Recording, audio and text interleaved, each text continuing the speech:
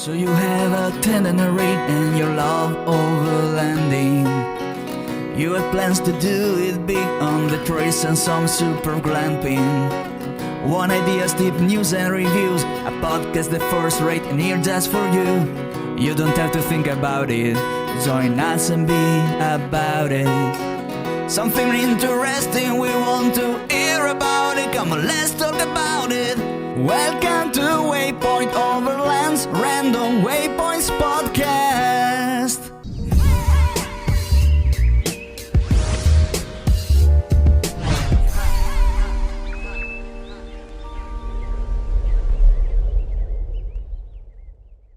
Sponsored by Midland, communication for every adventure. The industry leader in radio communication technology and innovation for over 50 years. Sponsored by MyMedic. Sponsored by Tembo Tusk. Sponsored by Shower Pouch. Sponsored by BrewTrek. Sponsored by Hard Impact Designs. Always remember, the opinion you follow should be your own. Just consider the things stated here to be a second opinion from a complete stranger online. All right, guys, we are now sitting here with Reyes from Exploring Still Connected. So we got three of us, and I'm not going to lie to you. The reason we're sitting with a third guy today is because we had too much bourbon last night and Phil aren't functioning good. Right? Yeah, and I don't know how much I'm going to contribute to that because I think I had the same problem that you guys did. So, Reyes, we're going to dig right in. Where were you born and raised? Yeah, so I was born and raised in Arizona. My family's from Coolidge, Arizona, a little small farm town somewhere tucked between Tucson and Phoenix. Grew up around ag, off-roading. I think there's a picture of me as like a little 2-year-old in the back of an old CJ5. My brother's hanging off the front of it while my dad's driving us up a big hill. So off-roading and camping's been in my blood my entire life, and loved it. Great community, great people. But when I turned 18, I needed to do more, do bigger, better things, and I moved as far away as I could, and I was in East Tennessee in Athens for about 3, almost 4 years, until I found my way back to Arizona and now to Colorado. Yeah. Okay, so let's jump all the way to the other end. The world's been watching you guys on social media, wreaking havoc on the the Pacific Northwest. That's right. We got to clarify here for those of you that haven't been following me that closely. I've been traveling with these guys now for 2 months, right? Has it been 2 months now? Almost. Ever since Overland Expo Pacific Northwest? Yeah, and they were my medical support team after I messed up my wrist in the motorcycle crusher. We call it the motorcycle crusher now. Oh boy. So we've been traveling together. So tell us how's that been? Don't say anything mean. Nothing mean. Long story short, and I will give the long story, Mike's way too similar to Deidre, who's my wife that I've been traveling with, and they both gang up on me. I can't win an argument. I can't make a decision. I mean, we travel with 2 cats, and sometimes getting them to go somewhere is like herding cats. I know from experience, hey, let's leave at 8. They're like, 9, maybe? Or I'm like, how about 8? They're like, 8-ish. Next thing you know, it's usually 9. So it's been a lot of fun, though. Joking aside, Mike's been a great person to travel with. I don't think we would have been traveling for 2 months if he wasn't a good travel companion. And I think the thing that makes it really good is we like to move kind of slow. It took us about 10 days to go from Montana to Colorado, and that's 2 states away. Most people look at us like we're crazy. And even that felt like we were moving fast. It did. But I mean, if we're driving 1 to 3 hours a day, that's my sweet spot.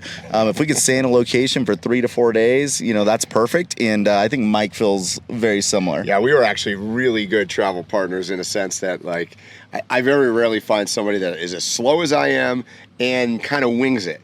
So we were we laughed. There was one day we were telling a story yesterday to somebody, I forget who, maybe we were telling Phil. And we one day we went from Spokane, Washington to Coeur d'Alene, Idaho. And for those of you that know geography know that's about, 35 miles? Yeah, and the funny part is, that's a 30-minute drive maybe. Yeah. It took us almost an hour because we got lost getting out of Spokane. We got lost. And you can imagine with 2 big trucks. So tell everybody about your truck. Yeah, so we have a non-typical overland rig. For the last year, we've been driving a 2023 Ford F550. It was in the stock configuration with dualies, four-wheel drive, and a 11-foot bed. And we threw a Kingstar truck camper on the back. Kingstar's one of our partners. They make a solid build. They build something that's very high-end fit and finish. And we've taken that rig and that stock configuration down to Baja. We're digging it out of the beaches when we get stuck. We're driving through King of the Hammers, through the lake bed, super rough, and the whole build has just held up. 8 months later, though, we decided that we want to do more stuff off-roading, so now it looks more like an overland rig.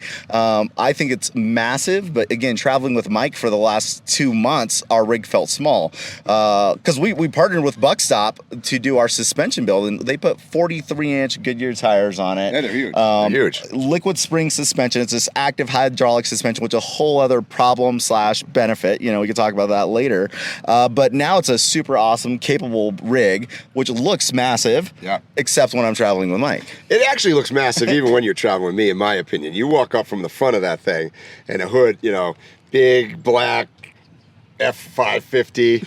It's big. It is. And maybe I'm compensating. Maybe you're compensating for something. I don't know. The funny part was on the way in here, when we were trying to find a boondock location, and the amount of people that were, so the long and short of the story is we went down this dirt road that turned into a mud pit, that turned into super rutted, then it started going up a steep hill, and here we are with two really big, large overland rigs, right? I think the shortest of us is 12 foot 3 inches, maybe. Yeah, and we were looking for a campsite, and they were all taken, right? So this was just but everybody was coming out of their vehicles as we drove past to look at what is going on and where are those guys going. The long and short of it is we never even camped at that place because we couldn't find anything. And after a while, I was like, this is a little bit more than I want to do with my house. And it was probably the most rugged off-road that I've taken this truck since I built it. The last one had been on a lot of stuff like that. So we people tell me that they learn stuff from our podcast. So I'm not going to have you two guys on here and not have people learn something. But you guys have huge vehicles. What were the obstacles traveling through North America together in these two huge trucks? Buying an ice cream machine in downtown Spokane was interesting. Yeah, anytime you go downtown in big trucks, it's usually a big question mark. It's never a no, because they have big semis that are in downtown doing deliveries. So I always assume we can make it. But there's a reason there's truck routes, and there's a reason there's bypasses. So you're always looking for signs, because if there's usually a truck route that says no trucks allowed, that's a good indication that there's a low-hanging bridge or power line or sign.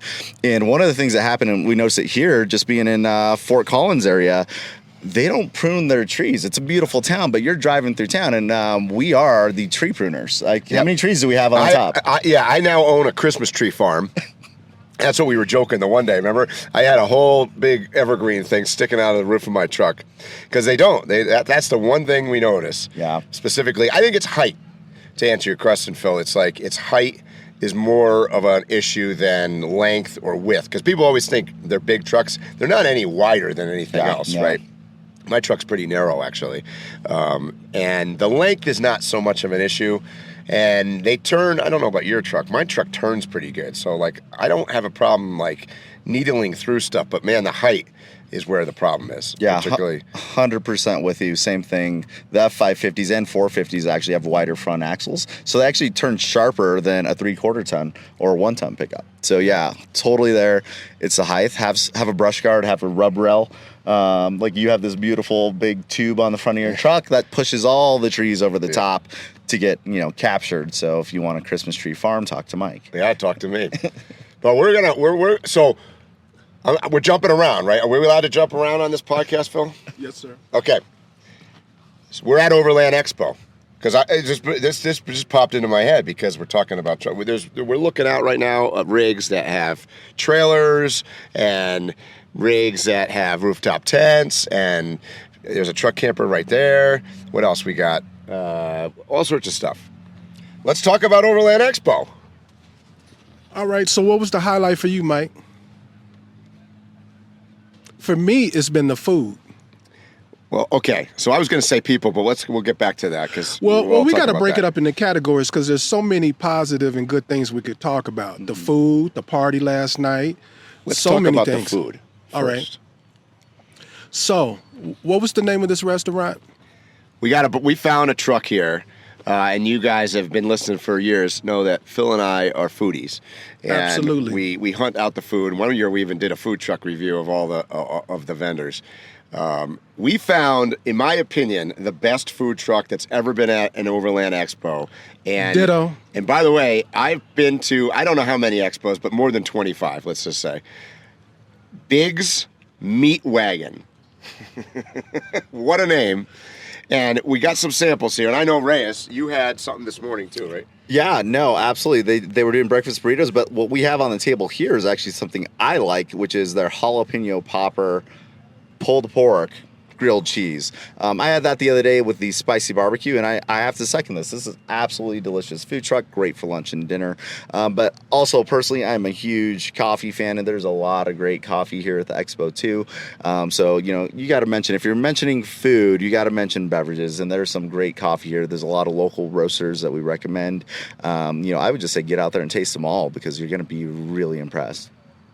So you've had the popper already? Yeah. Okay. Yeah, you're in for a treat. You like spicy, right? I sure do. Oh, you're going to love it. Did you get the spicy barbecue sauce? I'm going to try it all. Okay. Yeah. Well, they try it. Phil's eating. I'm actually been eating the whole podcast in case you guys are actually watching this. And I have the brisket grilled cheese. And it's on Texas toast. It's killer. By the way, I'd be failing to mention... the truck is a little bit more than the food even. And I apologize in advance for not knowing the owner's name. And maybe you talked to him more than I did. I did. He's a nice guy. Hopefully you're looking at some B-roll of him right now. It's not only the food. It's like the personalities that he's got there. They have the best customer service. It's a vibe. What's that? It's a vibe. It's a vibe. It's a vibe. That's what I want to say. And they put on a show because they've got the smoker right next to the setup. They've got their outfits are how do we? Is this a PG show? No, it's not a PG show. It's never been a PG show. They got some outfits that you got to have to check them out online. Go online and take a look. Put it this way: it's not just the sandwiches that are hot. There you go. Yeah, the entertainment value is very high, and even last night while we were doing the parties, they're working hard all day, all night. They started smoking, and nobody knew exactly what was going on. But I think we saw the largest plume of smoke going up, and that was from their smoker, by the way. Yeah. Everybody ran over just to check out what was happening on there, and they were just working hard so we could have a delicious meal today. I'm going over there after this to give them my card and my sticker so that they know who to contact when they want to get into all the Overland Expos. So I hope that happens. I would really like that to happen. Yeah, for sure. And I want to know if they sell swag on their website because the T-shirts they wear and the sayings they got on them are hilarious. And I mean hilarious. So, anyways. So, Mike, I think this was one of the most well-rounded expos, period. As far as, I do this media thing, so I walk around and look at the instructors, I look at the vendors and stuff. The vendors were busy. It seemed like all of the instructors' classes were full. I could visibly notice a difference in attendance. Mm-hmm. Reyes, you're I don't want to say you're a newbie at Expo. You've done less expos than us. What's your viewpoint? How did this show compare to other ones, and what do you see out there? Well, this is my favorite Mountain West. I've been to 3 Mountain Wests. As for the whole season, I would agree. I think all in all, there was a really good balance. A lot of great vendors. I think there's more vendors than ever that's been here. The crowd has been fantastic. We've had a lot of people here in the showcase area checking out our rigs, which is always fun, getting that interest. And this is my first year, again, being new, teaching. So I'm an instructor this year. So as you said, the classes, the turnouts, we've been doing a lot of panel discussions. And we have people that come from Florida to Colorado. We have people coming from Canada sitting in on our classes. So the diversity of the people that are here is just mind-boggling. And then to what you were saying, about overall just balance. I mean, it's just been a blast. The people, the events, the dinner, the happy hour, the new segments they have, the Women Who Wander segment. I think that's a fantastic segment. My wife, Deidre. Involved with that, right? Yeah, my wife's doing it right now. She's actually teaching a class right now as we're doing the podcast on empowering women, overcoming challenges, and building confidence. I can't say enough about that because she could do everything I could do on my rig and when we're off road. And I think more people just need to understand that women are probably going to be some of your best allies and your best partners when you're out there on the trail. Because let's be honest, she's going to be a lot more level-headed than I am when something breaks down. And consumers of the products that are here at the expo. Exactly. You know? Exactly. There's a lot of good brands that are targeting both the men and women market now, and I love to see it. Mm-hmm. And most of these products out here go both way, right? So I think people are aware that is a big market and a big part of their consumers, as you were saying. And I love to see them out there. Our neighbors in the showcase were surrounded by 2 gals, and I love to see it. And they're giving us a lot of advice and tips, and we're sharing our experience as we go. And I'd add, because I'm actually the newbie here, this is my first Colorado Overland Expo. I've never been here. I've attended almost every other Overland Expo over the years, but this venue, I really like this venue. I heard that you're going to be staying here even longer. Is that why? Because you like it so much? No, only if it rains. They said I can't move off the grass if it's like inundated with rain because they got an event next weekend and they don't want me to rip the grass out on the way up. But as with any venue, though, there's always some caveats and things you got to work with. But right now, the weather's been great. It's beautiful right now. It doesn't look like it's raining, but the venue is a beautiful venue right downtown here, pretty much. One of the things I've noticed, I think you guys have heard me mention before, the quality of people that attend the events. I got to say, the quality of people at this particular one here in Colorado has been super good. And maybe I'm a little bit biased because I don't know what it is, but I've had a lot of my YouTube followers and subscribers come up to me here, probably more than any other of the shows, honestly. So it's been interesting. So I don't know. I think, again, as a newbie myself, I would say you're probably a little biased because I would say it's not just the quality of people here, but at all of these events. Mm-hmm. I've been blown away by the community of overlanders, off-roaders, campers, outdoors enthusiasts. Everyone is so friendly, so helpful, so willing to, help you if you're broken down on the side of the road or if your arm gets crushed accidentally. I mean, people are willing to take the shirt off their back literally to give to you and help you out. And that's the overland community. And I think it's one of the things that these events, help to build and drive in the culture. And that's the one thing that over the past year and a half of us being full-time overlanders that has just rekindled our faith in humanity, that there's a lot of amazing people out there everywhere you go.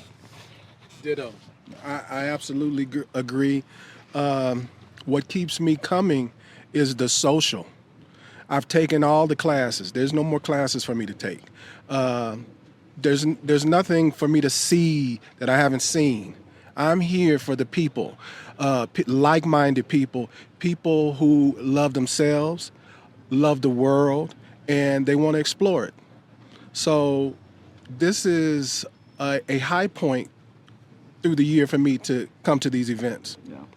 Yeah, and I'll add to that. Every one of my classes has been super well attended, really engaged audiences. In fact, we just got the podcast delayed about 5 minutes because some guy came over here on the other side of my truck to thank me for doing the classes and whatnot. And Adria happened to be standing there. I go, well, go see her because she's the programming director for all of this and brings all these quality people together, really.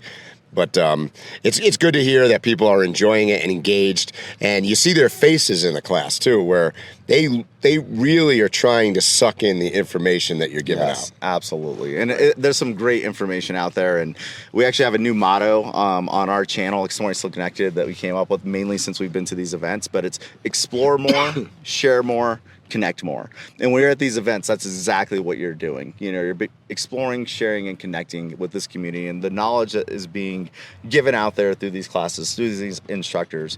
I mean, it's just bottomless wealth of knowledge. If you want to do social media, if you want to do content creation, if you want to go to Baja, if you want to go to Alaska, or if you're literally just trying to figure out how you can sleep on the side of the road without getting the knock out of your Toyota Camry, there's something here for you, and that is very special. I forgot what I was going to say. All right, since Phil forgot, I'm going to ask Phil a question. What do you think of Kennedy dropping out of the race and backing Trump? I think it is monumental. I think when history is written and we look back 50 years, that will be a notable thing that was done, whether he becomes the president or not. That's a family who basically you look up the word Democrat in a dictionary and their name is going to come up. They are pretty much the foundation and infrastructure of the Democrats. So for him to cross over that line and support anybody, let alone Trump, is a historic thing to note. But considering, how Trump is a character, it's actually... And Kennedy's a character. But let's be fair. Oh, yeah. But they do pretend as though they are, better than us and that they'd never deal with people like him. You know what I mean? Yeah, sure. We're fighting who doesn't have the mic. So no predictions out of you. I mean, I'm just wondering. You don't have to. I don't know. Does it affect the race? Does it? Absolutely. Whether we like them or not, the Kennedys are one of the first families of America. There are people who travel to Massachusetts. I lived in Boston. People travel to Massachusetts to see the places that the president lived. The three families I could think of are Kennedys, Bushes, Trump. Right. Trump family, too. So there you go. Like I said, I think it's a real big deal, and I think it will affect. There's going to be people, for the mere fact that he said, I'm going with Trump, they're going to go right along because they're with the Kennedys.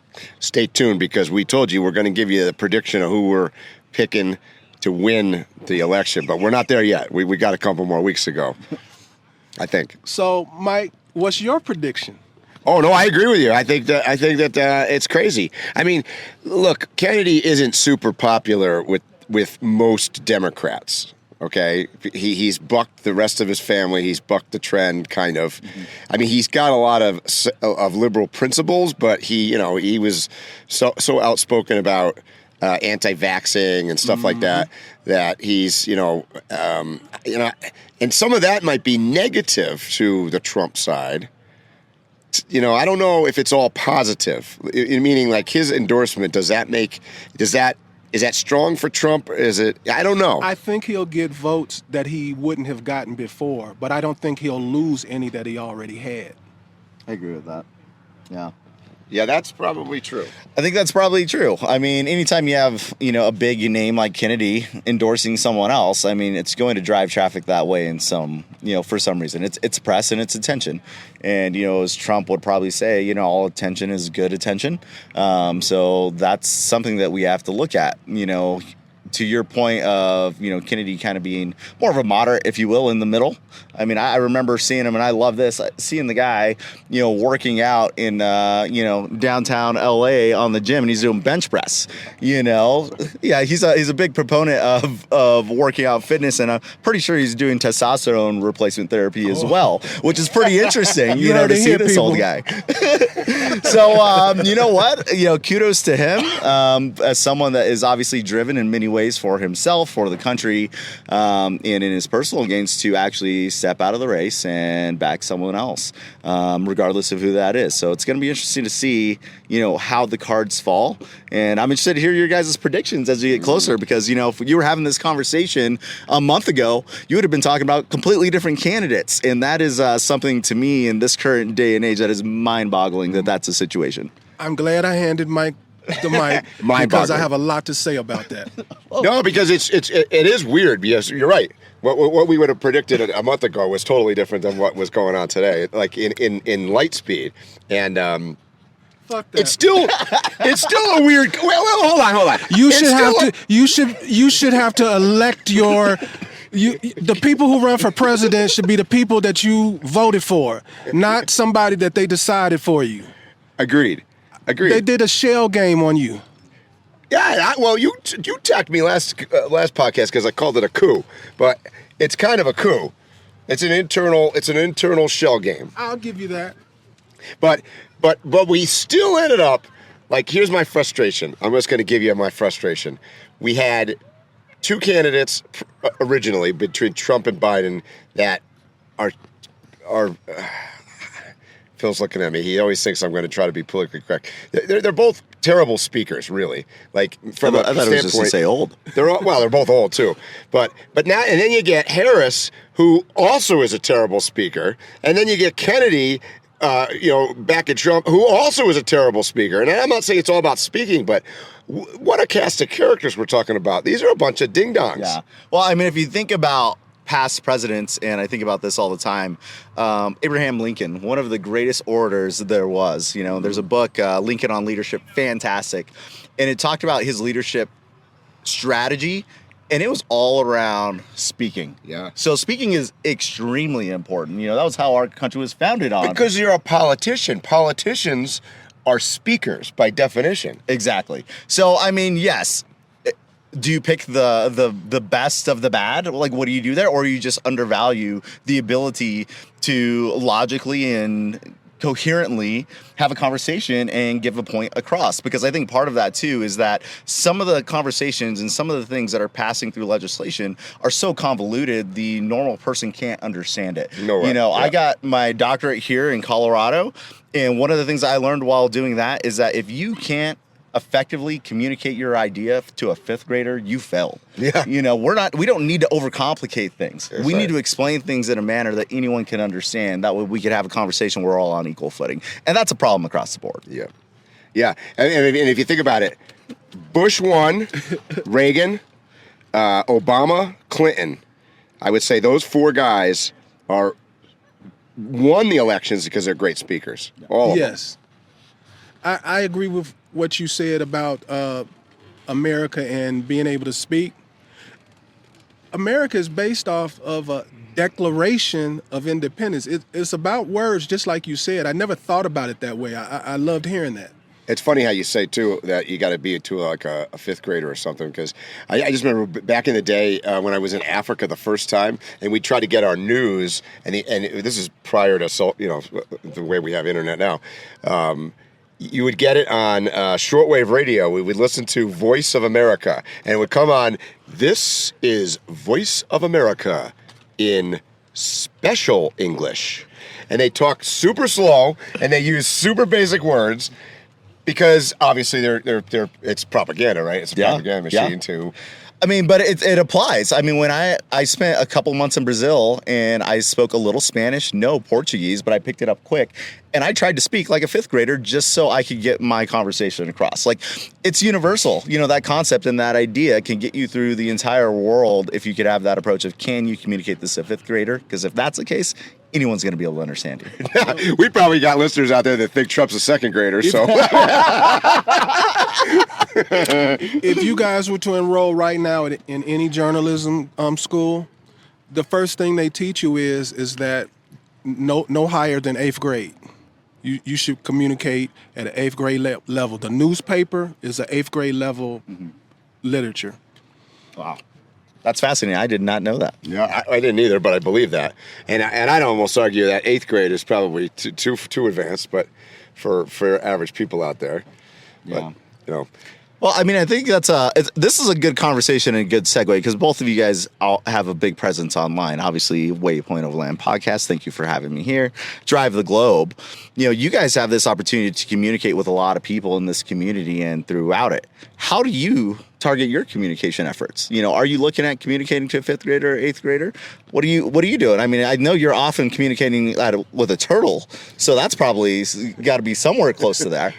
Well, funny you mentioned that, because I've literally thought about pulling back on being so emphasizing on education. We talk about education a lot. Mm-hmm. So that's where my head is at. I'm always thinking about, nobody told me anything. I had to go through a lot of stuff.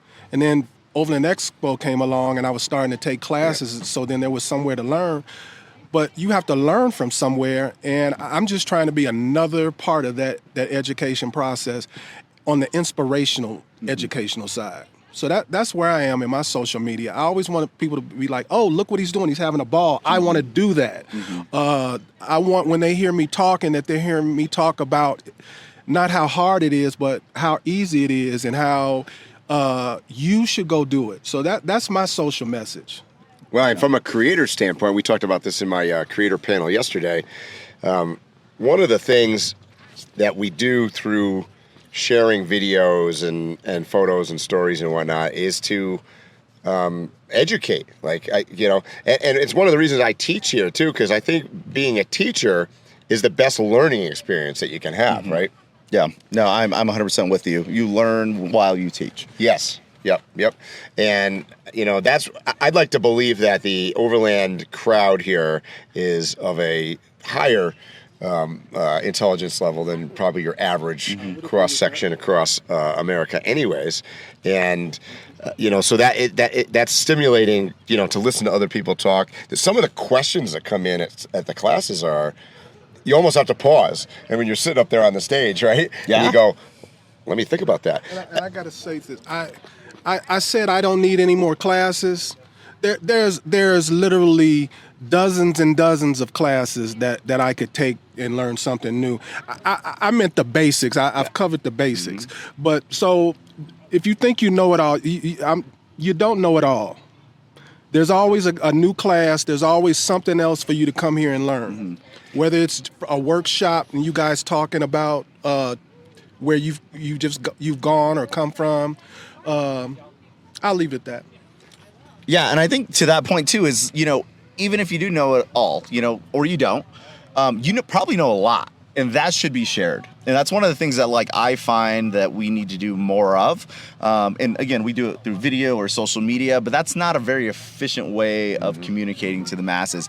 And it's a once and done type of thing too, which for me, the way I learn, the way I think, I'm looking at the same thing over and over again, or I'm replaying this video. How'd you take that hub off there? Oh, I missed that. Slow it down, 10x speed, half speed.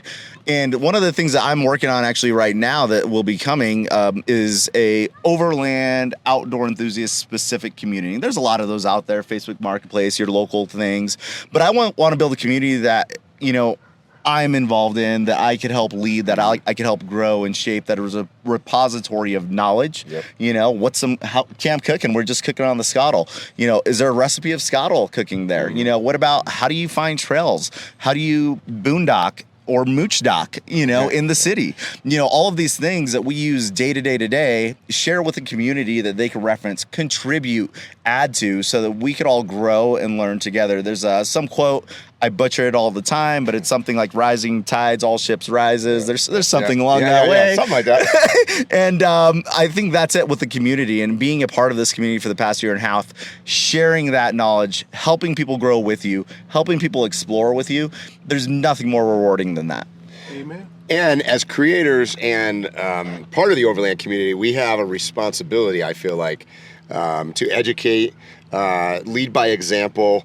It's one of the reasons, we laugh, even we joke about us on a podcast talking about politics, but a lot of people listen to us, and one of the reasons that we jokingly talk about that kind of stuff is trying to put out a viewpoint that is somewhere in the middle. And I don't want to speak for you, Phil, but somewhere in the middle, so you can make rational decisions, not listen to sound bites and media bullshit, and and not be just I'm in this corner and I'm not moving and that's the way it is. Period. End of story. The other guy's an idiot. Because I feel like I have a responsibility to put out some of my views about stuff, because I know a lot of people listen, and it's the same thing in teaching an Overland class, or showing somebody how to use a winch properly, or talking about preserving the environment. Those are all important stuff, right? Why are you laughing over here? No, I'm 100% with you on that. And I think you hit the nail on the head. It's something I'm passionate about, regardless of your viewpoint and your perspectives. Whatever you do, as long as you thought about it and you decided on it. I think that's one of the things I notice is so many people go through their day-to-day routines without putting any thought. And it actually takes work to think about something, Yes. And if you need to actually spend time, spend energy to think about what you're doing. Like hopefully it's what am I eating for dinner tonight? Because, I need to lose a few pounds and I'm trying to cut calories. Put some thought to that. I do all the time because that is exactly what I'm doing right now. Where are we going? Where are we staying tonight? What movie do you want to watch? Like, where am I going to be a year from now or 3 years from now? Who are we voting for in this election? Like all of those things, if you're putting together the pieces, if you're doing the research, and if you're making a choice that is defined by something that you came up with based on other information, we're going to be in a better world. And we just see more people do that. And that's the connection. I think Phil just handed me a microphone. I don't know why. Because he knows what I'm going to say. I'm going to say that the reason that we talk about a lot of these things is that all of it comes back to affecting our lifestyle. It affects what we do and we love. We like overlanding. We like camping, whatever you want to call this sport that we're in. And who wins the election actually matters. Well, when you said you didn't know whether I was seeking the middle or not, I do. You were correct in that. The reality is we have not revealed who we favor or who we like, and you're probably wrong about me. So I'm not. I know who Phil supports. He's voting the Expedition Turtle.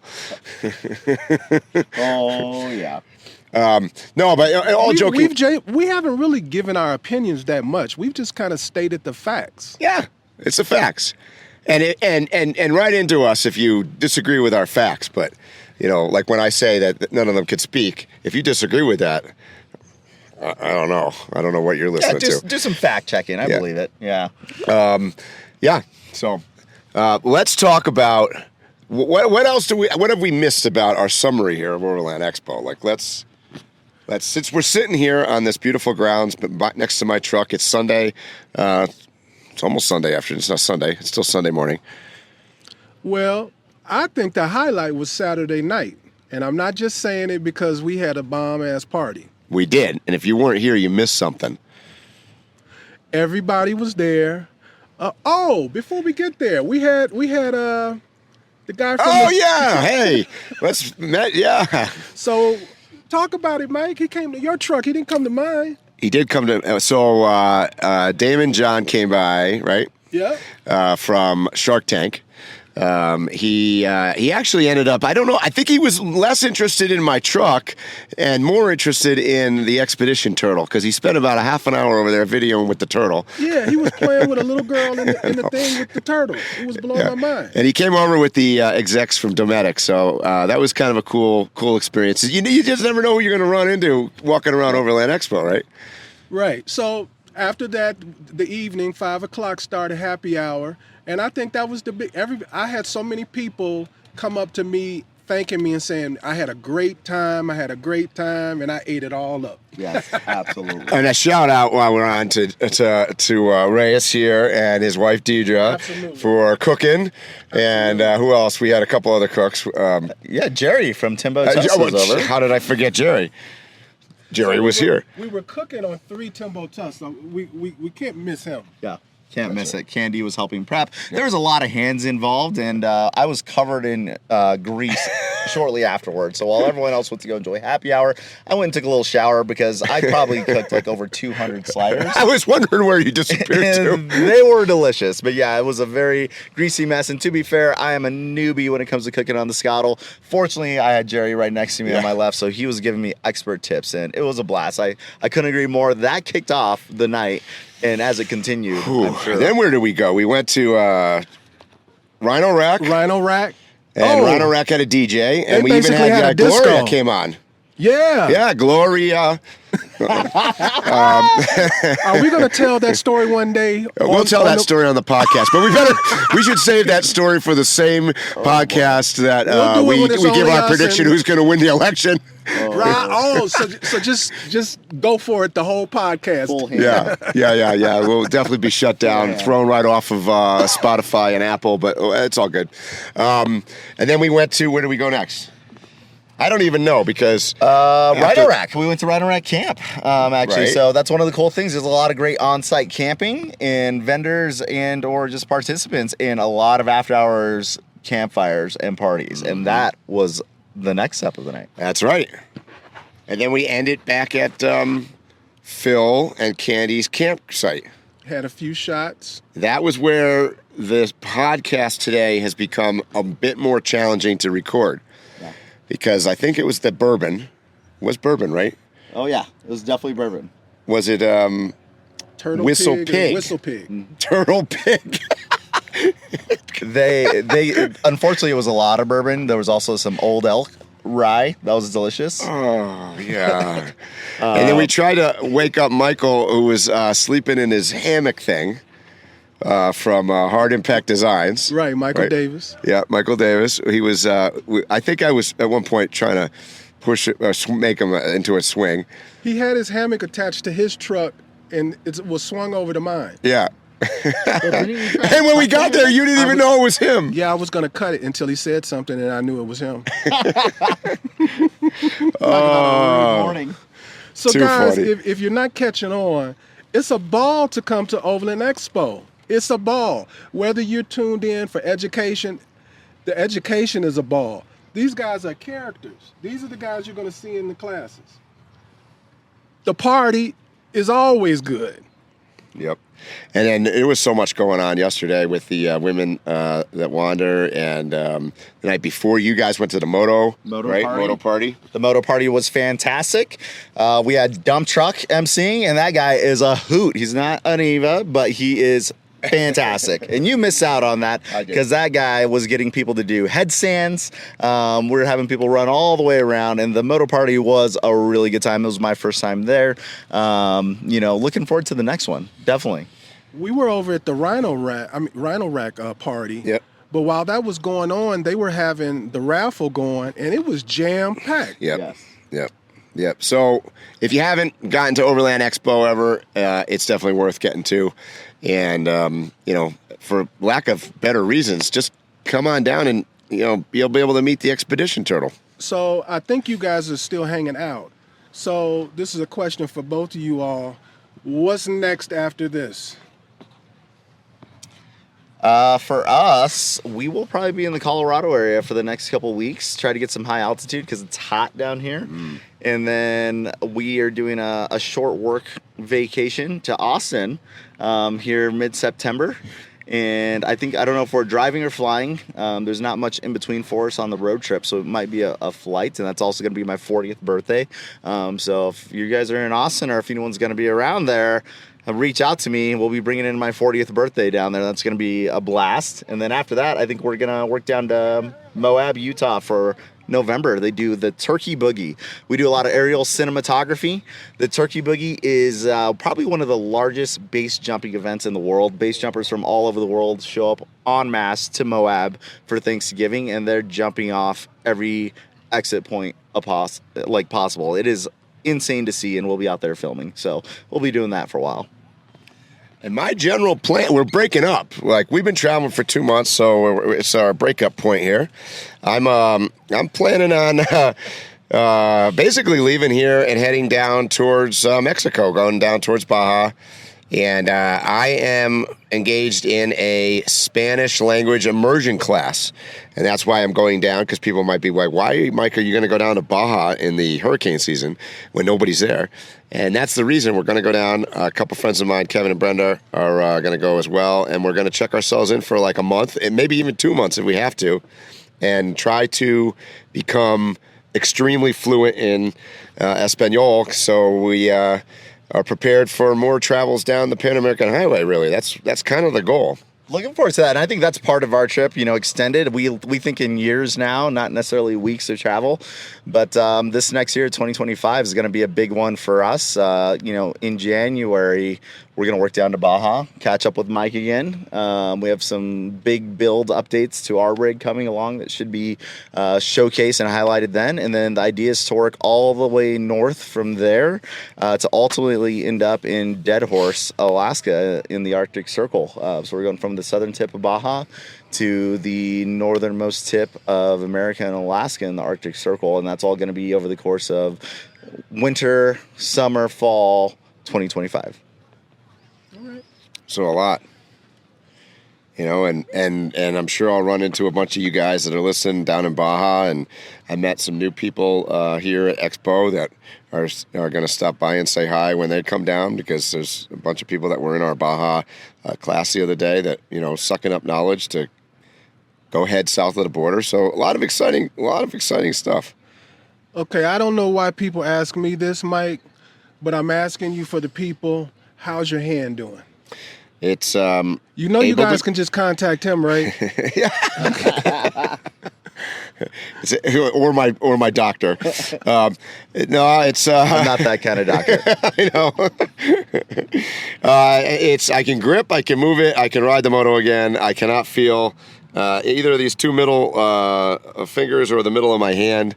So we're getting there. It's getting better. And it's still swollen, guys. If you look at it, it looks like, you know how we all used to wear those sweatbands around our wrists? That's what his forearm looks like now. He's got a permanent sweatband. So once that swelling goes down, hopefully he gets that feeling back. Yeah, so we'll see. You've been riding your bike, so it's not... I can ride the moto, yeah. So I can definitely ride the moto. That's all anybody cares about. That's pretty much all I was like, I need to be able to ride that moto. And we're working with the company that... builds the moto loaders to put some safety devices into it and tweak some things on it. So it's a learning. We're trying to turn it into a learning experience. So, Mike, I think it's time for us to talk about who won Rig of Camp. Rig of Camp. So this is for those of you that aren't familiar with this, one of the coolest things about Expo isn't even like here in the showcase or in the vendor area. It's actually out. We used to call it the Gen Pop area, right? Out in the camping area. And Phil spends a lot of time and effort to walk everywhere around Expo, right? I walked the complete camp. And what do you choose? How do you choose this? So it's wherever my heart goes. It's not necessarily the biggest rig or the smallest rig or the most technically put together rig. It's the one that touches my soul. That's it. And that may come in different forms at different expos. So before I talk about who won this, I just want to say everybody who I approached and looked at your vehicle, you were a winner to me. That's why I came over there. But there had to be a winner among winners. And that is, are we going to tell what the prize is first? Well, yeah, we're going to tell. You better tell it for those that are listening and not watching this. Sponsored by Midland. Sponsored by Midland. So what do we got here? So we have a Midland Micro Mobile GMRS two-way radio. This is the 15-watt version. There's also a 50-watt version. This is a complete kit. So if you don't want to get a bigger antenna or something like that, there's everything you need in that box. Not only that, this is the updated version. It's gone from USB to USB-C. So it's totally up to date. You can charge things off of this. And Reyes is a really good Vanna White. This it's also great, especially for like Jeep owners, Toyota 4Runners, smaller vehicles, not like these big turds that they drive around in, because everything is on the mic. So you hide this part away and there's only the mic. So this is a great prize. Sponsored by Midland. You guys are hilarious. Drum roll, please. All right, here we go. The winner of the Rig of Camp is Aiden Stott. He drives a Japanese imported Land Cruiser, and you should be seeing the B-roll of that vehicle right now. So congratulations. You are now a proud owner of this Midland radio. So Aiden, we'll be sending this to you right away, so don't even worry about it. I got you. Excellent. This looks kind of awesome, by the way. Little mobile GMRS. Definitely recommend communications to anyone that's out there overlanding and adventuring. So congratulations. Yeah, and actually, let's talk about that for 1 minute. We obviously traveling for the last 2 months. Communication on the road is super important, particularly when you're in a caravan, right? And on the motos, how much has it changed moto life there, right? Complete game changer. Now, instead of getting punched in the kidney from my backpack, Deidre, she actually tells me she needs to stop to use the restroom or something. But yeah, communication has been essential. The only thing I have to recommend is after you go to Polbridge and you have a couple beers at the little dive bar there, and then you put your helmet on, and I was like, and I had these guys cracking up because I'm like half up chucking my beer in the helmet. And yeah, he forgot that we could hear everything. I was like, yeah, maybe use the mute function, but no, they changed the game. And, we had many situations where it saved the day. I mean, just a good example right there at Polbridge. We left because we were pretty excited to go on this trail. We were so excited we forgot our backpack with, $5,000 of camera gear at the saloon. So fortunately, somebody remembered. But it's Polbridge, Montana, so it probably would have been still sitting on the same place 4 days later. Yeah, but communication's been huge on the convoy. Again, we usually travel solo, so this was the first time we traveled extensively with someone. Yeah. We had some ham radios, GMRS radios that we're using to communicate, within line of sight, and it was great to just, either comment on the views, talk about, the cars passing us, letting people know we need DEF or fuel. I gotta pee, etc. And they're great for that. So, I would not underestimate the value of communication, and it's a great safety feature as well. Plus, we actually traveled through some places where, Polbridge and northern Montana, as an example, that I was familiar with, and those guys were not. So I could kind of be the tour guide. And then likewise, when we came into Colorado, I had never been down 14 or whatever coming into. Through Steamboat and then coming down this way. So you guys Cash Le Pooter. The what? Cash Le Pooter.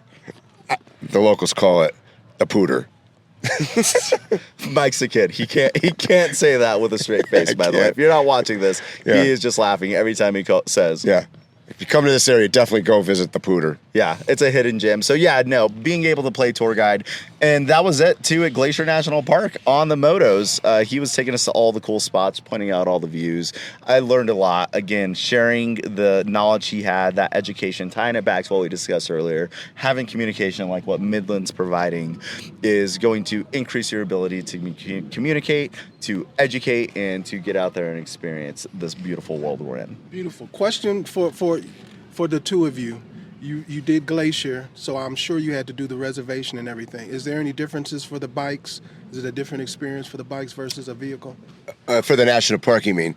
No, it's the same thing. You still need your park pass to get in with the bike. And yes, the reservation system to do going to the Sun Road, you still need the reservation.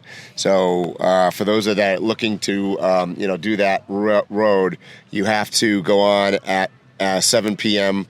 the night before. That's as early as you can book it. Well, you could have booked it, back in whenever January. Yeah, at 7 p.m. So, Mountain Standard Time. Mountain Standard Time, right? And you can book it, and then I don't know how many. There's more slots than. Let me say this. No, let me just say it the way I think. There's more slots sold than they should be, and this is my opinion. And I had jokingly, I think, said to Reyes, they should just charge more money. But then we get back to what Phil and I talk about on the podcast, where it's sort of like discriminating against people, and or charging for public land, right? Yeah. But I feel like it's crowded in there. Although the day that we went, it wasn't that bad. Yeah, I think we caught the end of the season or near the end of the season, and we had a beautiful, beautiful road trip through there.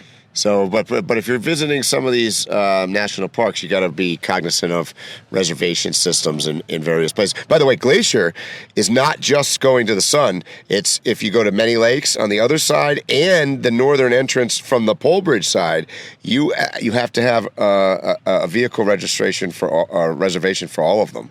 Yeah, and little hack here, like these places absolutely worth going to at least once, but right around most of these national parks there is beautiful national forests and public land that you don't have to get reservations for, that you don't have to pay for. Hop on Google Maps, Google Earth, zoom out a little bit from the park, and you'd find a lot of hidden gems just a couple miles down the road that people don't go to. So if you get tired of the crowds, if you can't get in or get a spot, your trip's not ruined. There's a lot of great country to explore in areas just right down the road. Well, there's a good example of this is like, I've had my property up there and I've never taken the road from Polbridge to Whitefish the cut-through road that goes through the national forest. And we did it on the motorbikes. Every time I go to Pole Bridge, You cut that road. Yes. And so we did it on the motorbikes. It was a super fun ride, by the way. And there was numerous amounts of boondock camping out there, right? Yeah, Did you come all out the over other end? We came into Pole Bridge and then left from Pole Bridge and came out at the north side of Whitefish Lake. Yeah. Right? I mean, and that's an example. You don't need a reservation for that. Yeah. I mean, definitely worth it. It was dry-ish. Well, it poured. It poured. It dumped on us, and I'm new. We just picked up the motorbike during our 2 months of travel, so this is a new addition to our expedition rig. So I didn't have proper riding attire, so I was definitely getting a little moist, if you will. So talk about that let's go back to communication again through the helmets. So I might be burping and throwing up in my mouth, but we're going through and Reyes coming across in my helmet. All I hear is, oh man, I put the cover over my tank bag and my crotch is just getting soaking wet. I go, oh boy, TMI. TMI. Sorry about that, guys, but it was real. It was true. I mean, you guys could all picture a tank bag in front of you. Your legs are wrapped around it, and now you have this waterproof membrane on top of it. What do you think's gonna happen? Yeah. I didn't think about it, but you know what? It was basically a funnel right to my crotch. So I was a little moist for that. But you know what? It was great. It was beautiful. It made the dirt fantastic. I call that hero dirt from the mountain biking world. Yeah. Very tacky. And it made for some cool content. I think we got some good videos out of that too. Give us a review of your new bike. Yeah, so new to me, we're actually the third owners. We picked up a 2022 KTM 390 Adventure. It had 1,500 miles on it.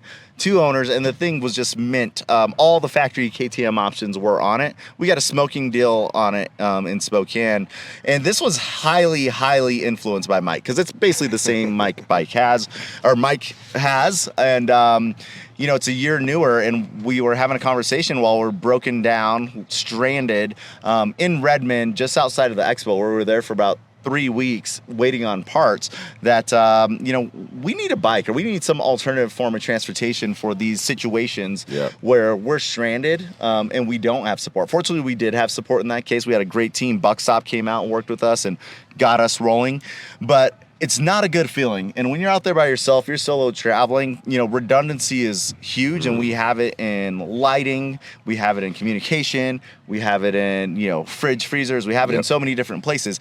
We didn't have that redundancy system for the actual mode of transportation and get us back to civilization. So that's where the bike came in, and it's been a game changer. Like, it's everything I knew it was going to be. I used to ride a lot. I hadn't had a bike in about 9 years. Getting back on it was just like a breath of fresh air. So it's been extremely beneficial for us. Both of you guys. Why KTM? Well, I mean, I have an easy answer. Mike told me to get it. Well, so that particular bike, to answer the question, the KTM 390 that I have, that these guys have now, is probably the least expensive, I call it easiest to ride bike in the adventure bike category. Yeah. And again, I didn't do it just because Mike told me to, so it had to meet some essential things for me. First and foremost was being able to ride 2-up, me and Deidre, because we both needed to get out of there. It needed to be small enough or maneuverable enough for Deidre to learn how to ride. She's not an experienced rider, and it only weighs like 380 pounds, and it's relatively easy to approach. And then 3, so 4 reasons. And 3, it needed to carry additional gear for us. In case we had to get somewhere or do recovery or something along those lines, we could bring the supplies to us.